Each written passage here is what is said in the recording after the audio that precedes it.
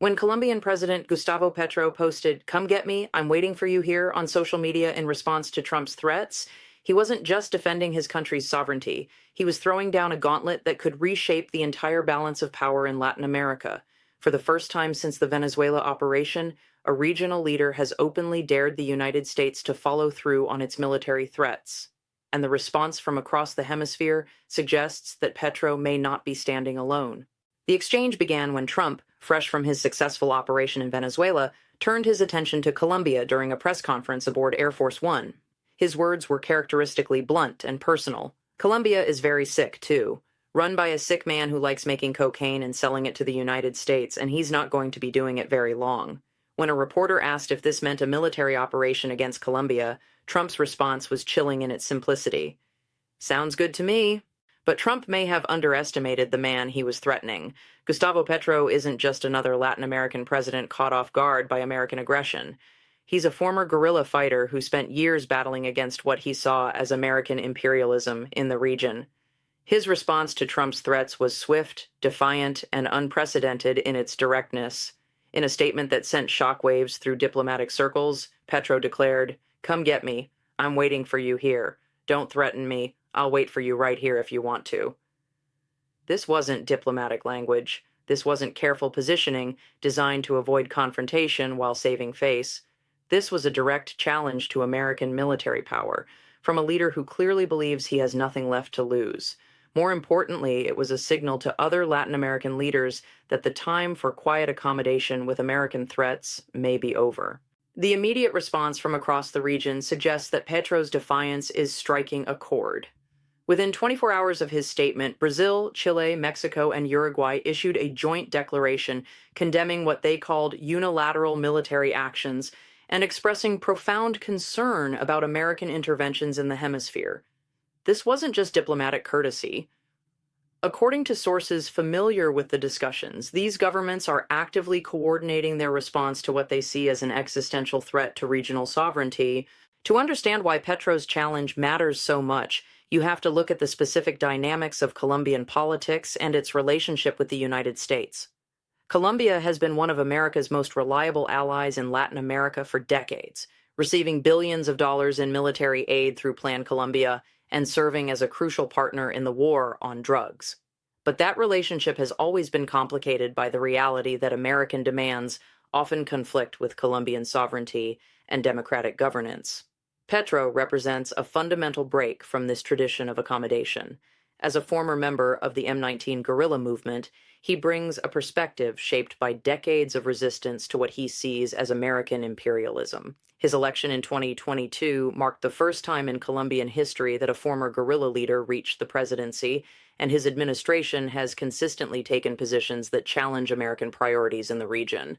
When Trump accused Colombia of running cocaine factories, Petro responded with detailed statistics about his government's anti-drug efforts, including what he called the largest cocaine seizure in world history.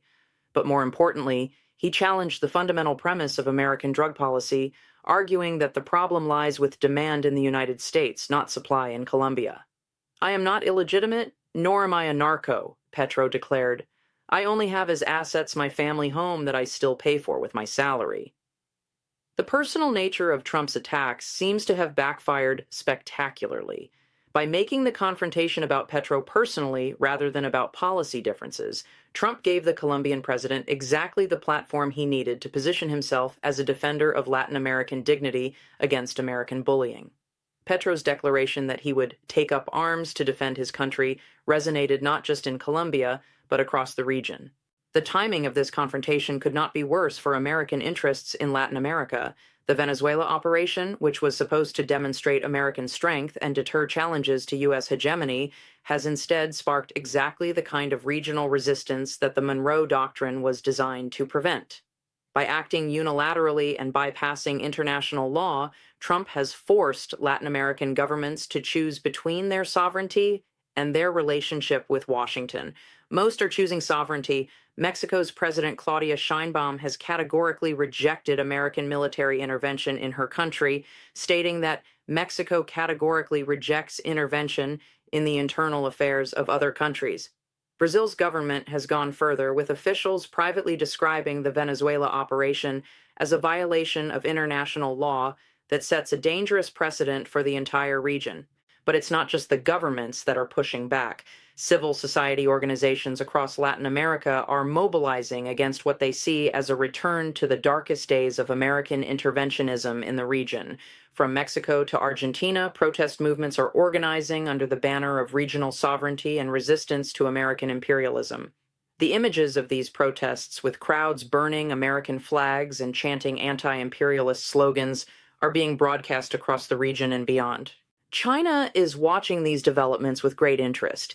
Beijing has spent the last 2 decades building economic relationships across Latin America, offering an alternative to American dominance that doesn't come with military threats or demands for political submission. As tensions between the United States and Latin American governments escalate, Chinese officials are quietly offering expanded trade relationships and development assistance to countries looking to reduce their dependence on Washington. The economic implications of this shift are profound. Trade between China and Latin America has grown from $12 billion in 2000 to over $315 billion in 2020, and projections suggest it could surpass $700 billion by 2035. Brazil already trades more with China than with the United States by a ratio of more than 2 to 1. If other major Latin American economies follow Brazil's example, the economic foundation of American influence in the region could collapse within a decade. Trump's threats are also pushing regional governments toward closer security cooperation. According to diplomatic sources, defense ministers from several South American countries have held emergency consultations about how to respond to potential American military action. While these discussions are still preliminary, the mere fact that they're happening represents a dramatic shift in regional security dynamics. The legal implications of Petro's challenge are also significant. By refusing to back down in the face of American threats, he's forcing a confrontation over the fundamental principles of international law. If the United States follows through on its threats against Colombia, it would mark an unprecedented escalation in violations of sovereignty and international legal norms. If it doesn't, Trump's credibility as a strongman willing to use military force will be severely damaged. Petro's background as a former guerrilla fighter gives him credibility on this issue that few other Latin American leaders possess. When he talks about resistance to American imperialism, he's not speaking as a theoretical matter. He's speaking from personal experience of armed struggle against what he saw as an illegitimate system imposed by external powers. This gives him a moral authority in the eyes of many Latin Americans that traditional politicians lack. The Colombian president's willingness to take up arms against American intervention is particularly significant given his personal history. Petro laid down his weapons as part of a peace process in the 1990s and committed to pursuing political change through democratic means. His declaration that he would return to armed resistance if Colombia were invaded represents a profound break with that commitment and suggests just how seriously he views the threat. The response from the Colombian military and security forces will be crucial in determining how this confrontation plays out. If they support Petro's position, it would represent a dramatic shift in Colombian civil-military relations and a complete break with decades of cooperation with American forces. If they oppose him, it could trigger a domestic political crisis that would make American intervention even more complicated and unpredictable. The broader implications for American foreign policy are equally significant. The Monroe Doctrine, which Trump has explicitly revived through his Donroe Doctrine, was based on the assumption that Latin American countries were too weak and divided to effectively resist American pressure. But if Petro's defiance inspires other regional leaders to take similar stands, that fundamental assumption may no longer hold. The human cost of this escalating confrontation could be enormous. Military intervention in Colombia would likely trigger a humanitarian crisis far worse than what we've seen in Venezuela. Colombia has a much larger population, a more complex geography, and a history of armed conflict that could easily be reignited by foreign intervention. The refugee crisis alone could destabilize the entire region. International observers are also watching closely to see how this confrontation affects global perceptions of American power. If Trump backs down from his threats against Petro, it could be seen as evidence that American military dominance is more fragile than it appears. If he follows through, it could trigger a broader international crisis that would test alliance relationships around the world. The European Union has already expressed concerns about American military action in Latin America, with several member states calling for respect for international law and sovereignty. If the United States continues to escalate its military involvement in the hemisphere, it could face the same kind of international isolation that Russia experienced after its invasion of Ukraine. The role of international law in this confrontation cannot be overstated. Petro has repeatedly invoked Colombia's right to self-determination and sovereignty under the UN Charter, challenging the United States to justify its threats under international legal frameworks. This puts American policymakers in the uncomfortable position of either abandoning their commitment to international law or backing down from their threats. The economic weapon is also being deployed by both sides. Colombian officials have suggested that American companies operating in Colombia could face restrictions if the United States continues its threatening behavior. Given Colombia's importance as a source of oil, coffee, and other commodities, such restrictions could have significant economic impacts on American businesses and consumers. The propaganda war is equally intense. Both sides are using social media and traditional media to shape public opinion about the confrontation. Petro's defiant statements have gone viral across Latin America, inspiring memes and solidarity movements that portray him as a David standing up to the American Goliath. American officials, meanwhile, are trying to frame the confrontation as a necessary response to Colombian support for drug trafficking and regional instability. The generational dimension of this conflict is also important.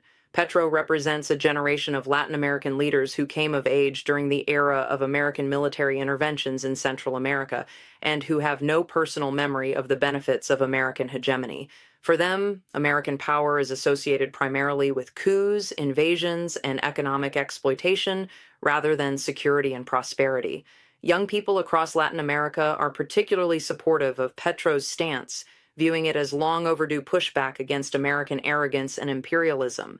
Social media platforms are flooded with content supporting Colombian sovereignty and condemning American threats. This generational dynamic suggests that anti-American sentiment in the region may only grow stronger over time.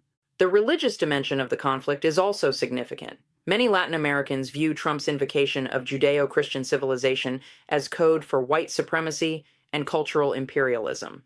Petro's positioning of himself as a defender of Latin American culture and values against American cultural domination resonates strongly with populations that have long felt marginalized by global power structures.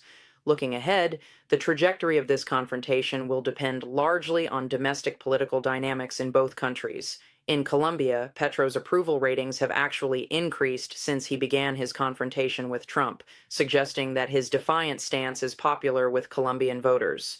In the United States, polls suggest that Americans are divided about military intervention in Latin America, with many expressing war fatigue after decades of involvement in the Middle East.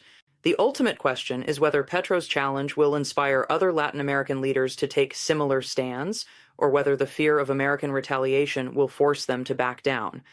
Early indications suggest that the former may be more likely than the latter. The joint statement from Brazil, Chile, Mexico, and Uruguay condemning American military action represents the strongest unified response to American threats in the region in decades. If this coalition holds and expands to include other countries, it could mark the end of the era of American hegemony in Latin America. The economic integration with China, the growing confidence of regional governments, and the changing global balance of power all suggest that the conditions for successful resistance to American pressure may finally exist. The irony is that Trump's attempt to restore American dominance in the region through demonstrations of military force may have achieved exactly the opposite result. By forcing Latin American governments to choose between sovereignty and submission, he has created exactly the kind of united opposition that American policy has sought to prevent for 2 centuries. Whether Petro's gamble will pay off remains to be seen, but his willingness to stand up to American threats has already changed the dynamics of hemispheric relations in ways that may be irreversible. The era of quiet accommodation with American power appears to be ending, replaced by open defiance and regional solidarity. For better or worse, Gustavo Petro may have just redefined what it means to be a Latin American leader in the 21st century.